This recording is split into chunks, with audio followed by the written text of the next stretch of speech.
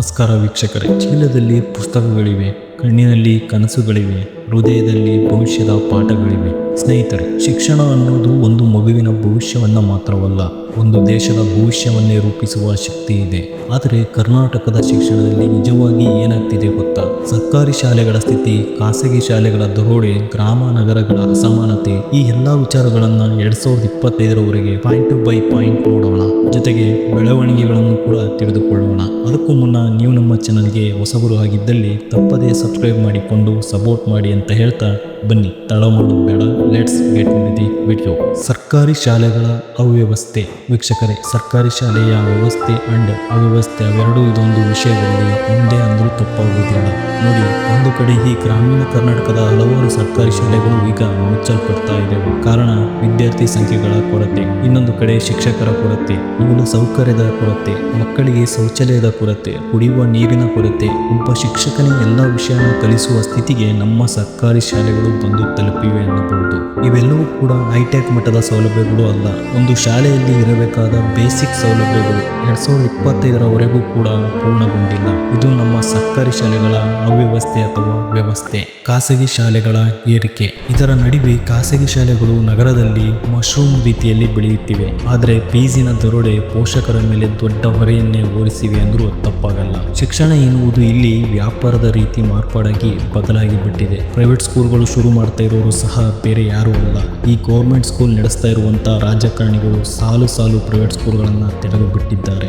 High school ಮತ್ತು PU ಈ ಹಂತದಲ್ಲಿ ವಿದ್ಯಾರ್ಥಿಗಳು ಕ್ರಿಯೇಟಿವಿಟಿ, ಸ್ಕಿಲ್ ಕಡೆ ಗಮನ ಕೊಡುವ ಬದಲು ಕೇವಲ marks, CET, NEET, JEE coaching ಕಡೆ ಹೆಚ್ಚು ಗಮನ ಕೊಡ್ತಾ ಇದ್ದಾರೆ. ಕೋಚಿಂಗ್ ಸೆಂಟರ್ಸ್ ಹೊಸ ಬಿಸ್ನೆಸ್ ಆಗಿ ಶುರುವಾಗಿವೆ. ಯಾಕಂದ್ರೆ ನಿಮ್ಗೆಲ್ಲರಿಗೂ ಗೊತ್ತು, ಕೆಲಸ ತಗೊಳ್ಳೋದು ಅಷ್ಟು ಕಷ್ಟ ಆಗಿದೆ. ಸೊ ಅದಕ್ಕೆ ಡಿಗ್ರಿ ಮುಗಿದ ತಕ್ಷಣ ಸಾಲವನ್ನ ಮಾಡಿ ಇವತ್ತು ಕೋಚಿಂಗ್ ಸೆಂಟರ್ ಕಡೆ ಒಲವನ್ನ ತೋರ್ತಾ ಇದ್ದಾರೆ. ಯಾಕಂದ್ರೆ ಆ ರೀತಿ ಸಾವಿರಾರು ಕೋಚಿಂಗ್ ಸೆಂಟರ್ಗಳು ವಿದ್ಯಾರ್ಥಿಗಳನ್ನ ಕೈ ಬೀಸಿ ಕರೀತಾ ಇವೆ ಅಂತಾನೆ ಹೇಳ್ಬೋದು. ಉನ್ನತ ಶಿಕ್ಷಣದ ಸಂಕಷ್ಟ. ವಿಶ್ವವಿದ್ಯಾಲಯಗಳಲ್ಲಿ ಹಳೆಯ ಪಾಠ್ಯಕ್ರಮ, ಪ್ರಾಧ್ಯಾಪಕರ ಕೊರತೆ. ಒಂದು ಕಾಲದಲ್ಲಿ ಇಂಜಿನಿಯರಿಂಗ್ ಕಾಲೇಜುಗಳಲ್ಲಿ ಸೀಟ್ ಪರದಾಡುವಂಥ ಕಾಲ ಇತ್ತು. ಆದರೆ ಇವಾಗ ಅದೇ ಇಂಜಿನಿಯರ್ ಕಾಲೇಜುಗಳಲ್ಲಿ ಸೀಟ್ಸ್ ಖಾಲಿ ಇರುವಂಥ ಸ್ಥಿತಿ ನಿರ್ಮಾಣವಾಗಿ ಬಿಟ್ಟಿದೆ. ಇನ್ನು ಮೆಡಿಕಲ್ ಕಾಲೇಜುಗಳಲ್ಲಿ ಕಾಂಪಿಟೇಷನ್ ಫೀಸ್ ದರೋಡೆ ಹೆಚ್ಚಾಗಿರುವಂಥದ್ದು. ಇನ್ನು ವಿದ್ಯಾರ್ಥಿಗಳು ಡಿಗ್ರಿ ಮುಗಿಸಿದ ಮೇಲೆ ನೆಕ್ಸ್ಟ್ ಏನು ಎಂಬ ಪ್ರಶ್ನೆ ಪ್ರತಿ ಬಡ ವಿದ್ಯಾರ್ಥಿಗಳಿಗೆ ಕಾಡುವಂಥ ಪ್ರಶ್ನೆ ಇದು. ಕೆಲಸ ಸಿಗುತ್ತದೆಯೋ ಅನ್ನೋ ಪ್ರಶ್ನೆ ಇನ್ನೂ ಕಾಡ್ತಾ ಇದೆ. ಡಿಜಿಟಲ್ ಶಿಕ್ಷಣ. ಕೋವಿಡ್ ನಂತರ ಆನ್ಲೈನ್ ಕ್ಲಾಸಸ್ ನಗರದಲ್ಲಿ ಮಾತ್ರ ಸೀಮಿತವಾಗಿತ್ತು. ಆದರೆ ಹಳ್ಳಿಯಲ್ಲಿ ಇಂಟರ್ನೆಟ್ ಸಿಗ್ನಲ್ ಇಲ್ಲ, ಸ್ಮಾರ್ಟ್ ಫೋನ್ ಇಲ್ಲ. ಡಿಜಿಟಲ್ ಡಿವೈಡ್ ಇನ್ನೂ ದೊಡ್ಡ ಸಮಸ್ಯೆಯಾಗಿ ವಿದ್ಯಾರ್ಥಿಗಳಿಗೆ ಎದುರಾಗಿದ್ದು ಅಂತೂ ಸುಳ್ಳಲ್ಲ.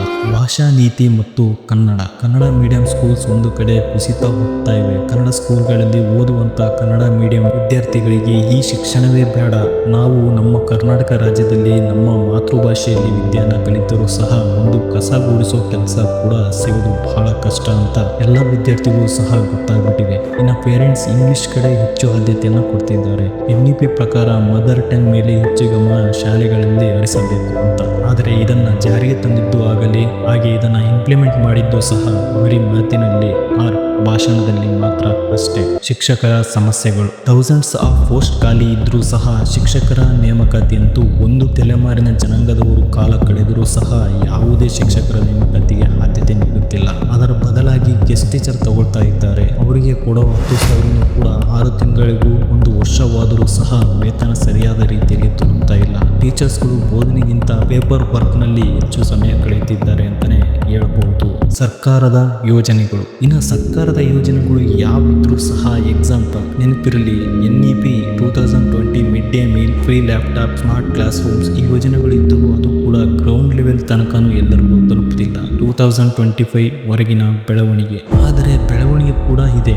ಸ್ಟಾರ್ಟ್ಅಪ್ ಕಲ್ಚರ್ ಬೆಂಗಳೂರು ಮೂಲಕ ಬೆಳೆದಿದೆ. ಡಿಜಿಟಲ್ ಲರ್ನಿಂಗ್, AI ಕೋಡಿಂಗ್ ತರಬೇತಿಗಳು ಹೆಚ್ಚಾಗಿದೆ. ಕೆಲವೊಂದು ವಿಶ್ವವಿದ್ಯಾಲಯಗಳು ಇಂಟರ್ನ್ಯಾಷನಲ್ ಟೈಅಪ್ ಕೂಡ ಮಾಡಿಕೊಂಡಿವೆ ಅಂತಾನೆ ಒಂದು ತಕ್ಕ ಮಟ್ಟಿಗಿನ ಬೆಳವಣಿಗೆ ಅಂದರೂ ತಪ್ಪಾಗೋದಿಲ್ಲ. ಇನ್ನು ಮುಂದಿನ ಸವಾಲುಗಳು ಗ್ರಾಮೀಣ ನಗರ ಅಂತರ ಕಡಿಮೆ ಮಾಡುವುದು, ಶಿಕ್ಷಕರ ನೇಮಕಾತಿ, ಸರ್ಕಾರಿ ಶಾಲೆಗಳ ಮೇಲಿನ ನಂಬಿಕೆ ಮರುಸ್ಥಾಪನೆಯನ್ನು ಮಾಡುವುದು, ಕನ್ನಡ ಇಂಗ್ಲಿಷ್ ನಡುವೆ ಸಮತೋಲನವನ್ನು ಕಾಯ್ದಿರಿಸುವುದು ಮತ್ತು ಎಜುಕೇಶನ್ ಫಾರ್ ಆಲ್ ಕನಸು ಸಾಕಾರವಾಗುವಂತೆ ಮಾಡುವುದು. ವೀಕ್ಷಕರೇ, ನಾನು ಹೇಳಿರೋದು ಚಿಕ್ಕದಾಗಿ ಮತ್ತು ಚೊಕ್ಕದಾಗಿ ಹೇಳಿದ್ದೇನೆ ಅಷ್ಟೇ. ಇದರ ಬಗ್ಗೆ ಮಾತಾಡ್ತಾ ಹೋದ್ರೆ ಒಂದು ಇಡೀ ದಿನ ಕೂತ್ಕೊಂಡ್ರೂ ಸಹ ಇದ್ರ ಬಗ್ಗೆ ಮಾತಾಡಬಹುದು. ವೀಕ್ಷಕರೇ, ನಿಮಗೆ ಅರ್ಥವಾದ ರೀತಿಯಲ್ಲೇ ಹಾಗೂ ನಿಮ್ಮ ಜೀವನದಲ್ಲೂ ಇದೇ ನಡೆದಿದೆ ಅಂದುಕೊಂಡು ಈ ವಿಚಾರವನ್ನು ನಿಮ್ಮ ಮುಂದೆ ಇಟ್ಟಿದ್ದೇನೆ. ಸ್ನೇಹಿತರೆ, ಮಕ್ಕಳ ಭವಿಷ್ಯ ನಮ್ಮ ರಾಷ್ಟ್ರದ ಭವಿಷ್ಯ. ಕರ್ನಾಟಕದಲ್ಲಿ ಸಮಸ್ಯೆಗಳಿವೆ, ಆದರೆ ಪರಿಹಾರ ಕೂಡ ಇದೆ. ಸರ್ಕಾರ, ಶಿಕ್ಷಕರು, ಪೋಷಕರು, ಸಮಾಜ ಎಲ್ಲರೂ ಒಂದಾಗಿ ದುಡಿದರೆ ಗುಣಮಟ್ಟದ ಶಿಕ್ಷಣ ಎಲ್ಲರಿಗೂ ತಲುಪುವುದು ಕೇವಲ ಕನಸಲ್ಲ, ಅದು ವಾಸ್ತವವಾಗುತ್ತದೆ. ನಾವು ಬದಲಾವಣೆಗಾಗಿ ಕಾಯುವುದು ಬೇಡ, ನಾವೇ ಬದಲಾವಣೆಯಾಗೋಣ ಅಂತ ಹೇಳ್ತಾ, ಈ ವಿಡಿಯೋ ನಿಮಗೆ ಇಷ್ಟ ಆಯ್ತೆಂದರೆ ಲೈಕ್ ಮಾಡಿ, ಶೇರ್ ಮಾಡಿ ಮತ್ತು ನಮ್ಮ ಅಪರಿಚಿತ ಲೋಕ ಚಾನಲ್ನ ಸಬ್ಸ್ಕ್ರೈಬ್ ಮಾಡಿಕೊಂಡು ಸಪೋರ್ಟ್ ಮಾಡಿ. ಇನ್ನಷ್ಟು ಮೋಟಿವೇಶನಲ್ ಹಾಗೂ ರಿಯಾಲಿಟಿ ವಿಡಿಯೋಗಳನ್ನು ನಾವು ನಿಮಗೆ ತರುತ್ತೇವೆ. ನಮಸ್ಕಾರ.